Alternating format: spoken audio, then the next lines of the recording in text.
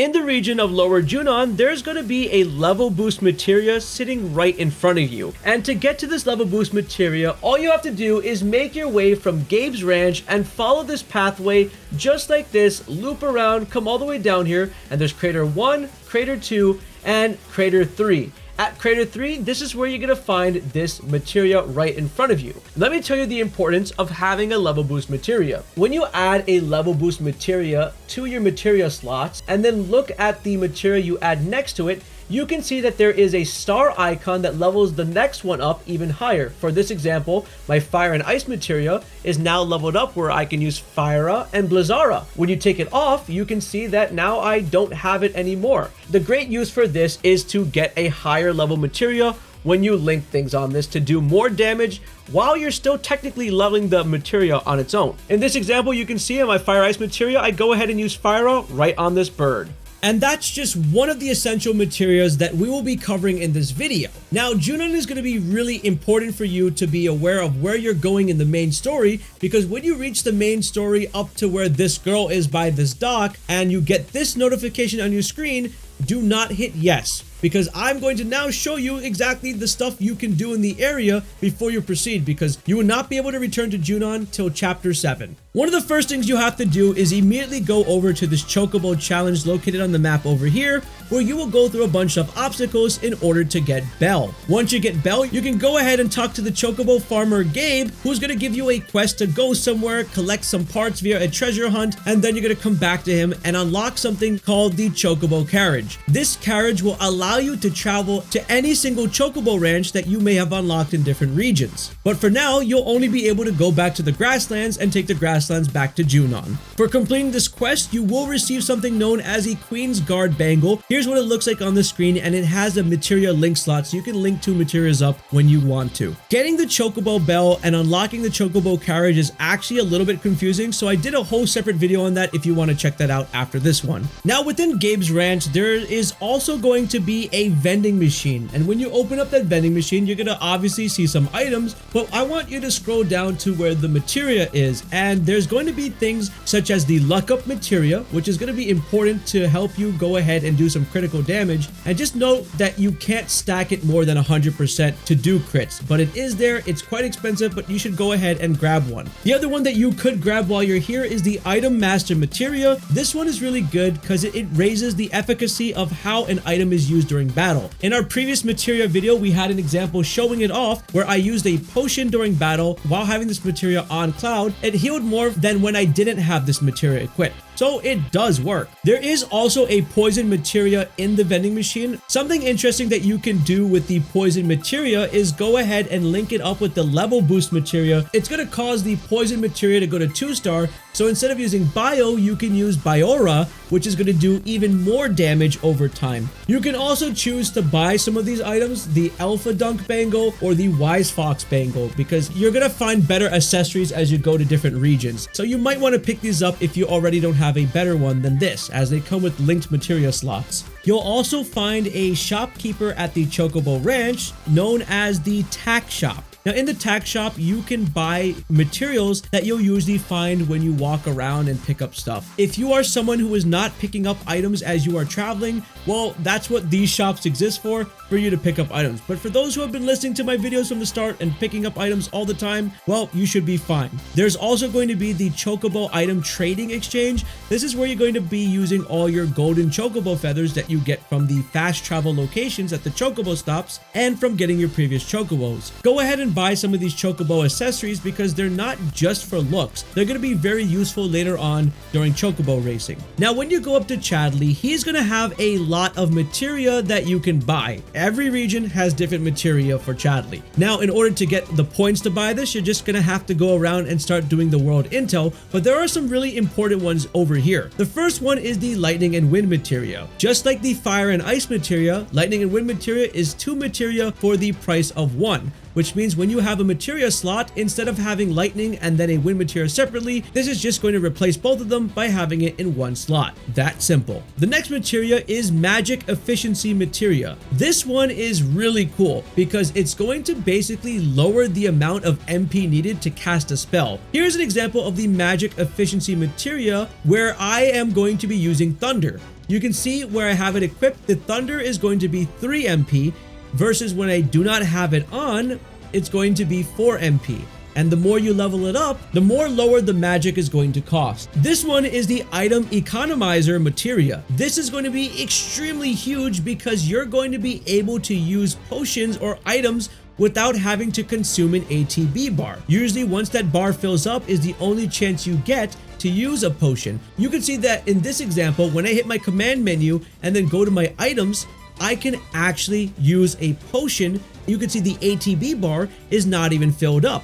So you could use your item right before it fills up, and that's going to be huge. And the further you level this up, the less of a charge you're going to have to do before you can keep doing this over and over again. It'll help out greatly when you're in emergency situations where you might have to Phoenix down a party member or heal a party member with a potion. ATB Stagger is another really good one. When you go and stagger an enemy, it's just going to fill your ATB bar up. The higher level this one is, the more ATB it fills up as you stagger the enemy. It's that simple, and it's going to be really good if you want to output a lot of damage. So make sure to level this one up.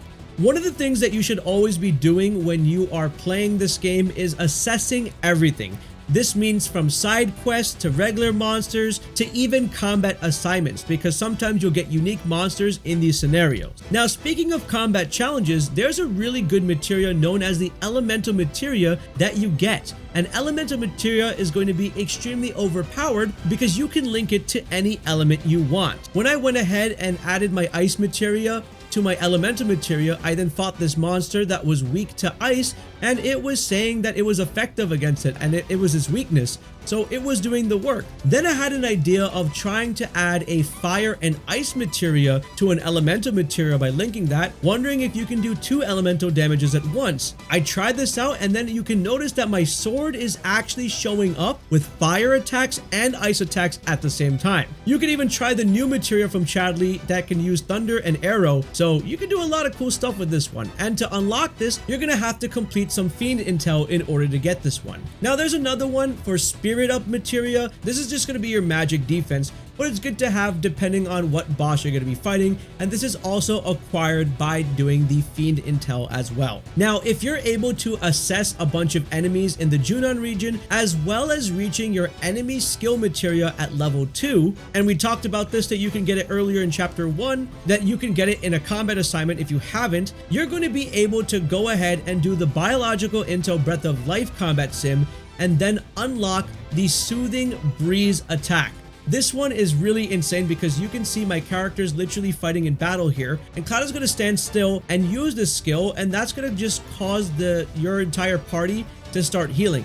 The only problem is Cloud is literally not going to move, but you know, sometimes you gotta trade off something for something else. And not having to use MP to heal is really good, as well as not even having to use a potion. Now, whenever you enter a new region, Chadley is going to have the Summon Materia available for you to go ahead and challenge. And in this region, you're going to have Phoenix as that option. Now, Phoenix at full power is actually completely doable if you enter the region at around level 22 or 23. The reason why is when you engage in battle with it, it's just going to summon some enemies. You take out those enemies, and then you can go ahead and beat up Phoenix. I did this a couple of times. Every time it summons enemies, destroy them, and eventually you will actually get Phoenix early. Now, having Phoenix early isn't necessarily going to mean you're overpowered, it's just that it's doable. You still are going to have to make your way over to all 3 sanctuaries on the map in order to power up Phoenix all the way, because Phoenix has a really cool ability called Re-Raise and Arise that's learned when you max out all of it. So you want to do that, because if you fall down in the middle of battle, guess what? You're going to get revived thanks to Phoenix's ability. So just keep that in mind. In Junon, there are a total of 5 activation intel towers, and they're all marked on your map. All you simply have to do is just head to the location, take out the fiends, and then power it on. On top of all this, while you're at these activation intel towers, you should make sure to find the boxes there and break them, because they contain something called Moogle medals, which we're going to be talking about in a few. The first activation intel tower will reveal the Phenomenon Intel 1, which is going to be where the proto relics are going to be obtained. Now, for this specific map in Junon, it's actually going to be a mini game called Fort Condor. There's going to be 4 matches of Fort Condor, one for each Phenomenon Intel location. Now, it's very simple to get used to this game. All you simply have to do is look at the weakness types at the top right when you're in the middle of the match. So it's basically logic like Pokemon. Red beats green, green beats blue, and blue beats red. It's that simple. And what you want to do is place your units up and let them move forward. If your units are moving forward and the enemy is not able to progress on your line, you can then place units even further up. So your goal is to kind of keep moving your units forward as fast as possible, especially placing units that are super effective against the certain enemies that show up, and then eventually you'll be able to go ahead and destroy the boss. One of the strategies I used actually in the final match in Proto Relic 4 was putting down a ballista dead center. That way it would keep firing upon whatever boss is there. You could probably use this strat in all of them to quickly breeze through. And when you're done, there's even hard modes if you really do enjoy this game mode. In the Junon overworld, you should also be hitting up cache locations, because cache locations, while having a bunch of treasure chests, will also have boxes that you can break for more Moogle medals. I'm telling you, Moogle medals are very important, because when you go to the Moogle Emporium and go ahead and defeat all the Mooglets here, which are a lot harder than the Grasslands one, you're then going to get access to the shop. And this time, the shop's gonna have more stuff in it. It's gonna have Tale of the Red Warrior Volume 1 and the Telluric Scriptures Volume 2, which is basically going to be SP items for both Red and Aerith. Each of them will be costing you 6 Moogle medals, so that'll be a total of 12 to increase their SP, which is going to be very important for then increasing their cores in their folios and unlocking new skills. There's also going to be a Precision Defense Focus Materia earrings costing another 6 Moogle medals, and the beauty of this is that it functions pretty much exactly like the Materia. So basically all Cloud has to do is just block an enemy at the right time, and the enemy will be thrown off and knocked down, and in a way it's almost like it staggers for a little bit. When you enter into the town, make sure to go ahead and always check the weapon shop vendor. When you go up to them and open up their inventory, they're going to show you all the weapons that they have. If it says sold out, that means that you have found that weapon previously. If it's not sold out, that means you missed that weapon, but you could just go ahead and buy it here. Also, make sure to check out if these accessories are higher leveled than the previous accessories you had before. You also want to head over to the shop and go ahead and check out what they have. You'll notice that they also sell QueensBlood cards. If you didn't purchase a set in the Grasslands, they'll all show up inside of the shop in Junon, so you can go ahead and buy these so you can add them to your deck, which moves us to our next point about having to do QueensBlood matches. These are going to be extremely important because every single person that you defeat in QueensBlood will reward you with a very unique card once you beat them. And there are quite a few people from the Grasslands that you should have beaten, as well as challenging some players in Junon that'll get you good cards. And the reason why I say that this is really important again is because you need these cards for the later chapter where you're going to have a QueensBlood tournament. It's very important to get QueensBlood down before you leave Junon. And I'll probably have a video for you on QueensBlood. Now, if you go further down in Junon and go to this exact location by going down the stairs to the end of the town, left of the inn, you reach this bottom and you find this materia right over here. So let me just open up my map so you can see it, and it's going to be a free HP Up Materia. Now, while you may have some HP Up Materias and you can buy them from the vending machines, they are worth 2,000 gil. So it's probably better for you to just grab this free one and slap it onto a character to increase their HP if needed. Just be aware that you can't stack multiple and go past 30%. Now, if you have been doing things on your map, at this point you may have noticed that you can't access the entire right side of the map. This is known as the Crow's Nest portion of the map, and to unlock it, you actually have to do a side quest. But before that side quest, you have to progress in the story within Junon itself. So basically, you just have to fight that boss. You're gonna have a bunch of cutscenes, yada yada, go to an inn. While you're at that inn, make sure to grab Aerith's weapon in that inn, and then when you're done with all those cutscenes, you'll come outside your inn. You'll then be able to go up to the odd job quest board. You'll see 2 odd jobs here. One is called Calling All Frogs, which is a mini game where Cloud and all turn into frogs. You've probably seen this in the trailer. And you get a ring that turns you into a frog during battle. I see no benefit in using this, but if someone found out a benefit, let me know in the comments below. The second one is going to be When Worlds Won't Do. This one is basically going to be where Rhonda gives her dog something to take to her son. Essentially, you're just gonna come outside of the town and follow this dog all the way to the Crow's Nest, which is the locked portion of the map. Once the dog reaches that area and you go through fighting a bunch of enemies, you're then going to unlock the Crow's Nest, and they're going to let let you in, which will then give you access to the entire second portion of the map. This is good because you can now finish up powering up your Phoenix, because the Sanctuary is now there for Phoenix, and you can also finish up the last expedition intel that you need to do the MindFlayer boss, which we'll be going over. Once you have entered into the Crow's Nest, you're going to be able to find 2 more odd jobs here on their own odd job quest board, which is located in the town, and it's not the same as the one in Under Junon. So the first quest is going to be the hardest sell. In order for this quest to appear, you have to have done the Lifeline in Peril quest, which is all the way back in the grasslands. Now this quest is a really simple one. You just have to go defeat some monster and you'll be getting Chocobo gear.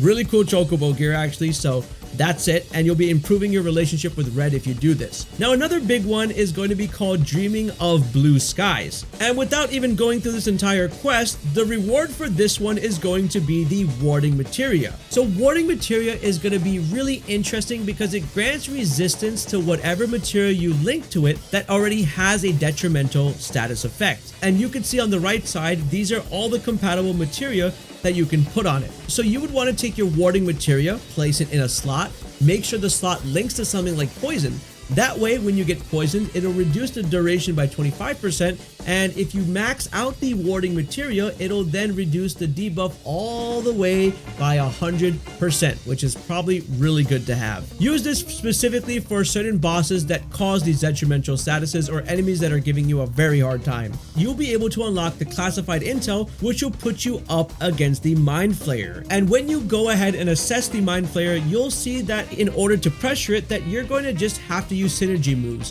which is pretty simple, as synergy moves are just simply your 2 party members using their ATB attacks, and then you'll be able to use synergy. And once you do that, you'll be able to defeat the MindFlayer. Just keep in mind that this is a level 26 boss, and you'll probably be able to farm this one pretty much up to level 26 if you can beat it earlier on. Once you get closer to its actual level, it is going to become a lot harder to use it to power level, so just keep that in mind. When you reach a point of the main story where the quest is having you go up to a girl and a dolphin, and then you approach her and talk to her, and it just says you will not be able to return back to this area, then you're going to want to save here and make sure you complete everything in Junon, because you can't come back here for a while. If you have done everything, then feel free to hit yes and proceed on with your main story. So while you're waiting, you should probably click on this video on your screen right over here.